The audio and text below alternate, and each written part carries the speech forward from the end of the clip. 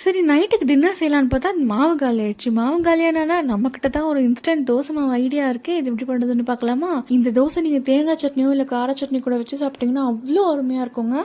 வீட்டில் மாவு இல்லைன்னா இதை வச்சு சும்மா அசத்திடலாமா?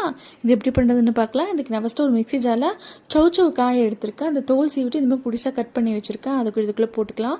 ஒரு தக்காளி, 4-5 காஞ்ச மிளகாய், ஒரு கரண்டி கோதுமை மாவு, ஒரு கரண்டி ரவை, ஒரு கரண்டி அரிசி மாவு. ஃபஸ்ட்டு இது நல்லா அரைச்சிக்கோங்க. முக்கியமாக நைஸாக அரைக்கணும்.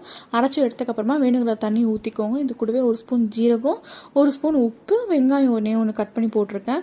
இப்போ இது நல்லா தோசைக்கல் சூடானதுக்கப்புறமா நல்லா ஊற்றிட்டு எண்ணெயோ நெய்யோ ஊற்றிட்டு நல்லா முறுன்னு சுட்டு எடுங்க. உங்களுக்கு சௌச்சௌ இல்லை அப்படின்னா சௌச்சௌவை மட்டும் கேன்சல் பண்ணிவிட்டு தக்காளி காஞ்ச மிளகாய் போட்டு மட்டும் அரைச்சி போட்டு எடுங்க. சூப்பராக வரும் தோசை. கண்டிப்பாக இந்த தோசையை சேவ் பண்ணி ட்ரை பண்ணி பார்த்துட்டு வீட்டில் ஆசத்திடுங்க. பாய். மறக்காம என்னோட பேஜோட ஃபாலோ பண்ணிவிடுங்க.